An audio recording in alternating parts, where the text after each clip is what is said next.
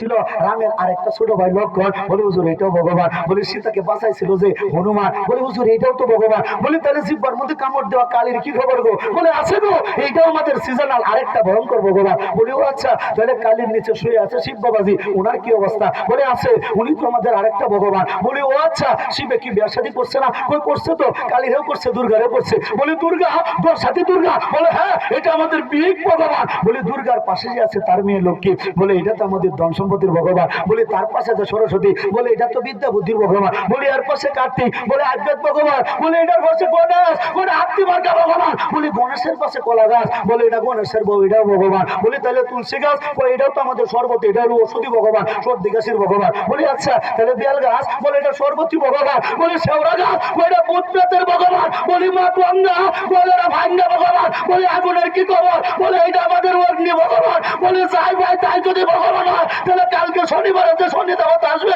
এইটা আমাদের আরেকটা ভগবান। বলি তাহলে রবির কি খবর, বৃহস্পতির কি খবর? বলে হুজুর এইটাও ভগবান। বলি বাতাসের কি অবস্থা? বলে হুজুর এটাও তো আমাদের মালিক। বলি মাটির কি খবর? বলে এইটাও মালিক। বলে যা ভাই, তাই তোমাদের মালিক। তো তোমাদের মন্ত্রে যে বলা একজন ব্রহ্মা দ্বিতীয় নাস্তি নাস্তি কিঞ্চন, মন্ত্রের ব্যাখ্যা গেল কই, মালিক একজন গেল কই, গেল কই, গেল কই। কথা বলেন ঠিক কিনা? আমরা মুসলমান, পাপি তাপি যাই হোক, এক মালিকের সাজদা দেই। সেই মালিকের নাম জোরে জোরে, সেই মালিকের নাম। আর হিন্দুদের মঞ্চের মধ্যে তো এক মালিকের কথা বলা, এক মালিকরে তো তারা পূজাও হয় না। কি কথা বলে ঠিক কিনা? আমি জিজ্ঞেস করলাম, কিরে গুহাল, পূজা তো শুরু করছে মামু, এইখানে তো অনেকটি ভগবান, আসল ভগবান কোনটা? কয় বাইনা, কোনটাকে রেখে কোনটার কথা বলি? বলি কেন গো? কয় একটার কথা যদি বলি আর একটা যদি ধরে। কি কথা বলেন? বলি কেন? মালিক কতগুলা? কয় বাইনা, মালিক তো 33 কোটি। কয় মামু, সারা জীবনে পূজা করছেন কয়জনের? কি মালিকের উপাসনা করতে হবে না? মালিক যে 33 কোটি, সারা জীবনে পূজা করছেন কয়জনের? বলে কতজনের হবে? আমি বলি সর্বোচ্চ 100। সর্বোচ্চ আপনাদের এলাকার হিন্দুরা সর্বোচ্চ 100 মালিকের পূজা করছে। আচ্ছা, আপনারা তো শিক্ষিত মানুষ, একটা বিয়োগ অঙ্ক করি। এখানে রাখলাম 33 কোটি দেবদেবী। কয় কোটি? 33 কোটি। গোপাল বাবুরা সারা জীবনে পূজা করছে সর্বোচ্চ 100 জনের।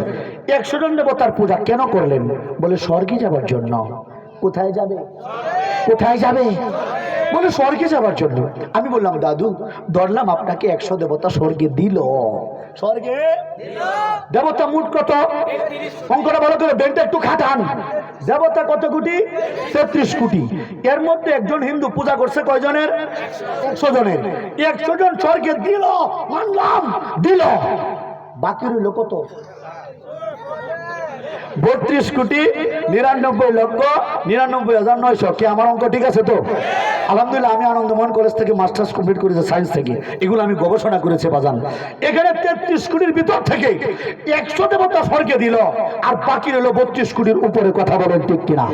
এই হিন্দু মুসলমান ভালো করে খেয়াল করেন, 100 দেবতা স্বর্গে দেওয়ার পরে বাকি 32 কোটি যদি উঠতে দাঁড়াও, দাঁড়ায় যদি বলে গোপাল বাবা কি দিস, 100 দেবতার পূজা করলা, 100 দেবতা স্বর্গে টানলো, আর আমরা যে 32 কোটি বাকি রইলাম, আমরা কি দোষ করলাম রে?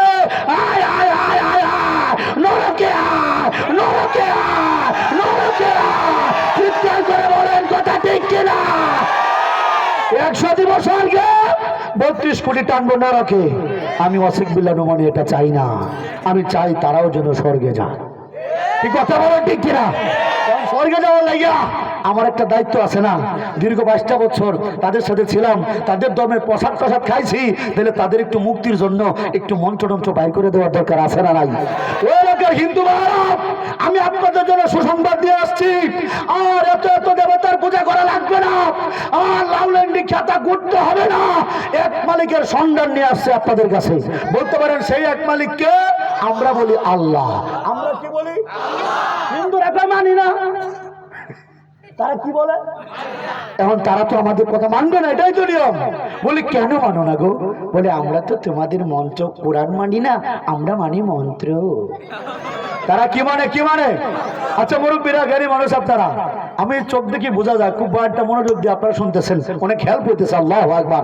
আচ্ছা আপনারা বলেন তো, মঞ্চের মধ্যে যদি আমি আল্লাহর নাম দেখাইতে পারি, তাহলে হিন্দুদের কোন মালিককে মানা উচিত? আমার কথা কি আপনারা একমত? আচ্ছা আপনারা বলেন, আপনাদের ভিতর থেকে কিছু মুরব্বী আছে, তাদের সাথে একটু সম্পর্কটা ভালো। এখন আপনারা আবার ভুল বুঝে এটা বললেন না যে আমি হিন্দুদের মন্দ বলতেছি, হিন্দুদের গালি দিতেছি। আমি কিন্তু একটা গালিও দেই নাই, একটা মন্দও বলি নাই, বরং হিন্দুদের ধর্ম থেকে তাদের কিভাবে মুক্তি হতে পারে, তারা কিভাবে জান্নাতের পথে আসতে পারে, তারা কিভাবে আমাদের সাথে জান্নাতে যাইতে পারে, এই জন্য তো আমি তাদের সত্যের সন্ধান দিচ্ছি। কথা বলেন ঠিক কিনা? দেখুন, তারা কিন্তু এক মালিক নিয়ে হতাশার ভিতরে আছে। গোটা তারা জানে, তাদের মঞ্চের মধ্যে বলা আছে মালিক একজন, একজন মালিককে তারা পায় না, এক মালিকের সন্ধান তারা জানে না। তারা হিমশিম কাছে টেনশন করতেছে। আরে সামনে না বললেও একটা হিন্দু গোপনে যদি চিন্তা করে, আসলেই তো অসিক বিল্লাহ নুমানি ঠিকই তো বলছে, মুসলমান তো পাবি তবে যায় হয়, সারা সপ্তাহ যদি নামাজে নাও যা, শুক্রবারে গে তো এক আল্লাহরই মানে। কথা বলে ঠিক কিনা? সারা জীবন না গেলে ঈদের মাঠে তো একজনের সামনে দাঁড়া, অন্তত জানা দাঁড়া হইলেও তো এক মালিকের সামনে পড়ে। কথা বলেন ঠিক কিনা? কিন্তু হিন্দুরা যদি চিন্তা করে আমরা এক মালিক পাইলাম কই, এক মালিক তো নাই, যেদিকে চাকাই শুধু খালি মালিক আর মালিক। কথা বলেন ঠিক কিনা? তাহলে আপনারা মুরব্বীরা বলেন, এদেরকে সত্য মালিকের সন্ধান দেওয়া দরকার আছে না নাই? এর আগে বলে নাই, হিন্দু ভাইদের প্রধান ধর্মগ্রন্থের নাম হলো বেদ। এটা 4 প্রকার: ঋগ্বেদ, সামবেদ, অথর্ববেদ, যজুর্বেদ। এই অথর্ববেদের অল্প নিষদের মধ্যে হিন্দুদের যে আসল মালিকের নাম কি, এই মালিকের নাম বলা আছে। বলে দেবো নাকি? পরে যদি আমার রাস্তা আটকা, আপনার পাশে থাকবেন তো ইনশাল্লাহ? সাহসী মানুষগুলো আছেন তো ইনশাল্লাহ? হিন্দু ভাইদের মালিকের নামটা আজকে প্রকাশ করতেছি। এদের অথর্ববেদের অল্প নিষদের মধ্যে বলা, হুতারমেন্দ্র মহা সুরেন্দ্রবু উল্লের জ্যেষ্ঠং শ্রেষ্ঠং পরমং পুণ্যং ব্রহ্মণং আল্লাহ উল্লু রাসূল মুহাম্মদ রকম বরস আল্লাহ আদল্লাং বুকম একং আল্লাহ বুকম বিখ্যাতগম, অর্থাৎ দেবতাদের রাজা আল্লাহ, আদি ও সকলের বড় ইন্দ্রের গৌরব আল্লাহ, পূর্ণ ব্রহ্মা অক্ষয় অব্যয় স্বয়ম্ভু মুহাম্মদ আল্লাহর রাসূল পরম বরণীয়। এই মঞ্চ দ্বারা প্রমাণ হয়ে যায় প্রত্যেকটা হিন্দু ভাইয়ের সৃষ্টিকর্তার নাম হলো আল্লাহ। মালিকের নাম, প্রভুর নাম, সৃষ্টিকর্তার নাম। অর্থাৎ আমাদের কোরআনে যেমন মালিক এক মালিকের কথা, আল্লাহর কথা বলা, হিন্দুদের মঞ্চের মধ্যেও আল্লাহর কথা বলা। অতএব ও হিন্দু ভাইয়েরা, কেন মিথ্যা ধর্মে পড়ে থাকবেন? কেন আপনারা অনিশ্চয়তার মধ্যে পড়ে থাকবেন? আসুন না, এই মালিক তো আমারও মালিক, আপনারও মালিক, আসুন আমরা এক হয়ে যাই। কষ্ট করতে পারেন, তাহলে হিন্দু ধর্মের কি হবে? আরে হিন্দু তো ধর্মই না, কিনা কিনা? আমি বলি নাই, আমি ছিলাম সিন্ধু নদের তীরে। মুরব্বীরা মনে আছে যারা প্রথম দিকে ছিলেন? সিন্ধু নদের তীরবর্তী এলাকায় যারা বসবাস করত, এরা ছিল সিন্ধু অধিবাসী। মজার ব্যাপার হলো, ফার্সি শব্দ সিন, হুজুরা যারা মাখরাজ পড়ান আপনারা জানেন, সিন শব্দ এরা উচ্চারণ করতে পারতো না। ফার্সি সিনকে এরা পড়তো হা। সিনকে কি পড়তো? সিনকে কি পড়তো? আচ্ছা আমরা নেত্রকোনার মানুষ, একবারে খাঁটি বাংলার ভাষাটা মুরব্বীরা ভালো করে জানেন। আচ্ছা বলেন তো, আমরা শশাকে কি বলি? শশাকে কি বলি? শশা। শালারে কি কই? শালা। কি কথা ঠিক আছে নাকি? আমার সম্বন্ধে কি বলি? আমাদের সমাজে আছে না, সম্বন্ধে কি বলি? সম্বন্ধী। শ্বশুর বাড়ির কি বলি? ওর বাড়ির গেছে। কি কথা ঠিক আছে নাকি? আমার আচ্ছা সন্ধ্যাবেলারে কি বলি? ভাই তো ঠিক জায়গায় বলছে, আইনজাবেলা। সন্ধ্যাবেলার আমরা কি বলি? এই কথাগুলো কি আপনারা বুঝতেছেন নাকি? আমরা শশাকে বলি হসা, উচ্চারণ ঠিক নাই আমাদের। শশাকে কি বলি? হসা। শালাকে বলি হালা। সম্বন্ধীকে বলি হোমন্দি। শ্বশুর বাড়িরে বলি ওর বাড়ি। সন্ধ্যাবেলারা বলি আইনজাবেলা। কথাটা ভালো করে খেয়াল করেন ও বাবাজি, ও হিন্দু দাদারা। শশা যেমন হসা, শালা যেমন হালা, সম্বন্ধী যেমন হোমন্দি, শ্বশুর বাড়ি যেমন হোর বাড়ি, সন্ধ্যাবেলা যেমন হাঞ্জাবেলা।